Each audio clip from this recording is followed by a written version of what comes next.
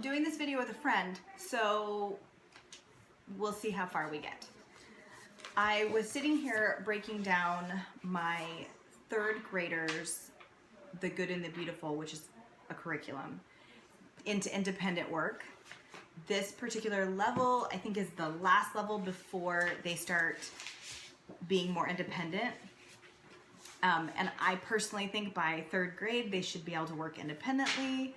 And so I like what they have in here. So I actually take the book.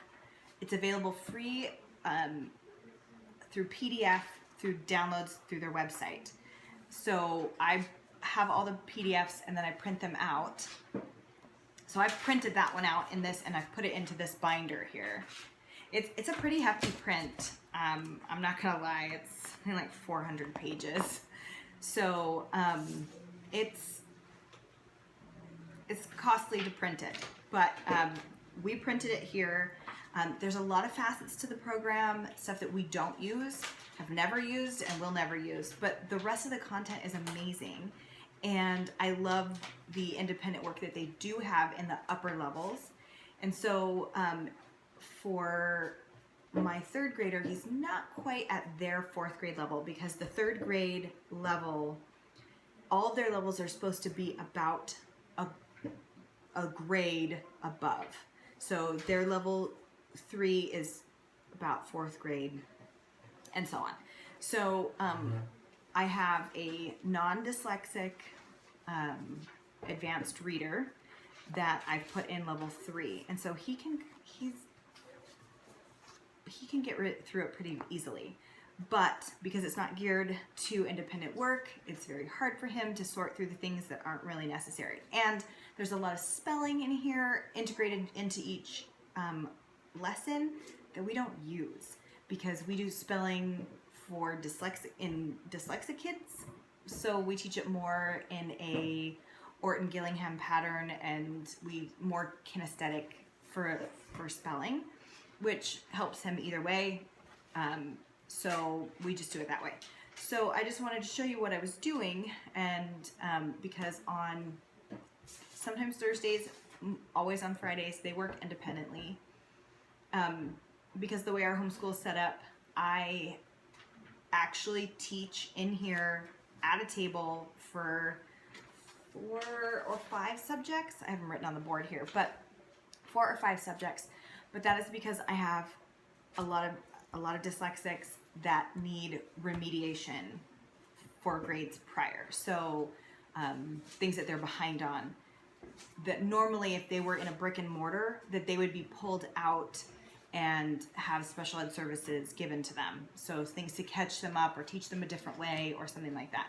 So because I teach here at this table like a school, they have everything else that I can possibly do for them is independent work. And so on Friday, I don't teach from the table. They do all their independent work on Friday, which is The Good and the Beautiful. They do on their own.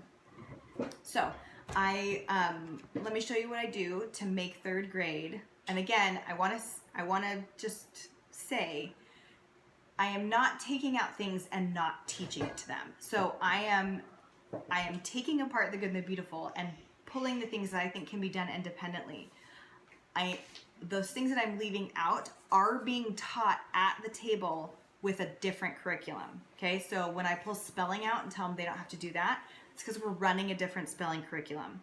When I pull out a lot of the reading instruction, it's because we're doing it in a different curriculum at a different time here at the table. So what I'm pulling from this curriculum is things like, I'll show you some of the ones that I've already pulled out today, is lesson 15. And again, this is PDF, so this is printed from my printer. When they come in the books printed from the place, they look like, I guess I should have got this out before. They look like this. They're bound. They're bound and they come looking a little different. This is level 4. This is level 4. And I have my dyslexic 6th grader in level 4. So this is the PDF version. I've printed it all, and so I've printed them single-sided, so that I can be very picky about what I put in his independent work and what I don't. So this is lesson 15, and some of this says, have the child read each poem to you out loud. So again, this is made for very dependent work, which I think by this age should be independent on most things. So I've just kind of scratched some stuff out, and where it says read to the child, I just put read, and then my almost 9-year-old can read it himself. And these are just poems. It talks about what a stanza is, and talks about personification here. And when you print this correctly and in the colors that they want, the colors dictate who is saying it. So blue and green are going to be the parent reading to the child. It's a very scripted program. So for him, he's just going to read the whole thing. So that's something I've pulled out. Something else in between. So this is lesson 15. And then the next one I pulled out was lesson 20. So there is reading and spelling instruction and grammar instruction between 15 and 20 that I didn't want, that I don't need, that we run in a different program. Now, I don't recommend you doing this if you're not running a separate program. But this one talks about artwork by Edmund Adler. And it gives a little geography, and then it talks about, there's more reading. It says right here, read to the child. I have a feeling that my videos are a lot of like me talking and then something like going completely wrong, and then me having to stop the video, go help with something, and then come back and I have no idea what I was talking about. So I'm just gonna try and pick up where I think that I might have left off, because if I wait to watch the video that I just did, something's gonna happen again. So as far as level 3, the good and the beautiful, and making them independent, we cut out a lot of the things. So I think I showed you that we did lesson 15, cut out everything in between that had anything to do with grammar and spelling. Again, because we do that in a different curriculum. I'm not just leaving it out. I am modifying this curriculum to fit our needs. So then we do lesson 20, which has a lot of geography, has a lot of required reading of them anyway. Not a lot that I have to modify to say, read to yourself, or, you know, whatever. And the great thing about the Good and the Beautiful is they have picture studies in them. So what happens is they'll talk about Edmund Adler, and he's a painter. And so they give a little background, geography, all that different stuff. And then this he can all do by himself. There's all reading. There's a few things like here it says review silent e-worksheet. I can cross that off, and that way he can do it. So then we go on to stuff like, that was lesson 20, this is lesson 27.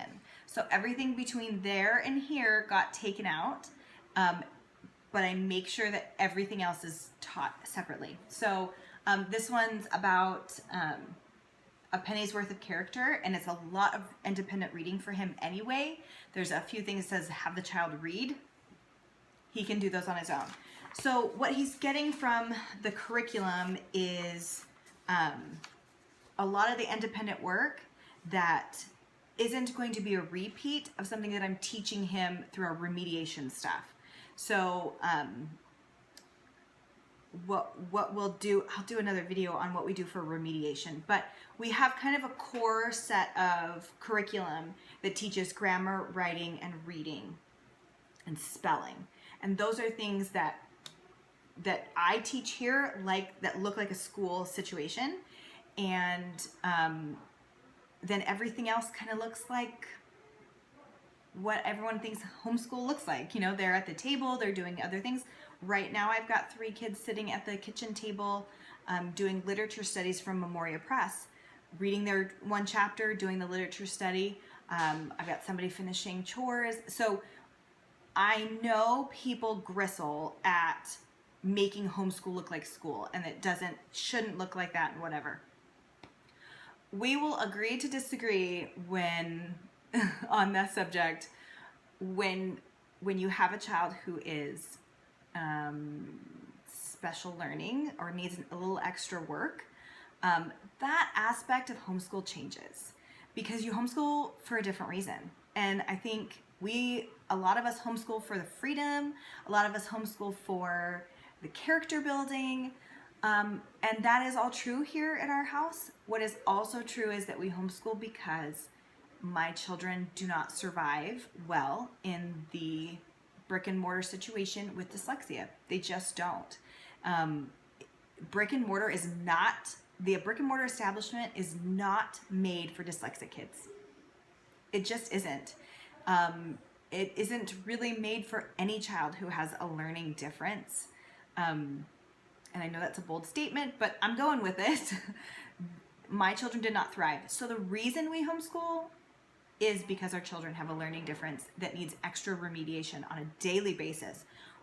With their remediation or what they're learning new, they need extra help. So for me, taking this particular curriculum apart and picking out the things that I love, that I want them to do independently, and kind of pulling the things I don't want them to do because I feel like it's either not being taught the way they need or it's not really helping, is my prerogative. And I love that about homeschooling. So I will go through the rest of this book, and let me show you how much I have left. I'm actually going to go finish making lunch, and then I will come back in and I will keep making little packets. Like I said, this is a single day's work because it didn't have anything that actually went with it.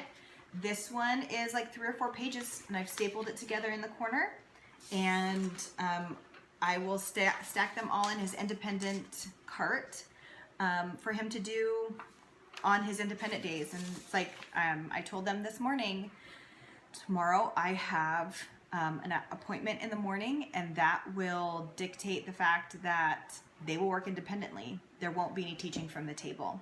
And that means we've had 2 days this week of teaching from the table, but that does not mean they haven't worked every single day. So they have independent work, and then they have teaching from the table. So anyway, I'm gonna go back to stapling and go make some lunch. Thanks.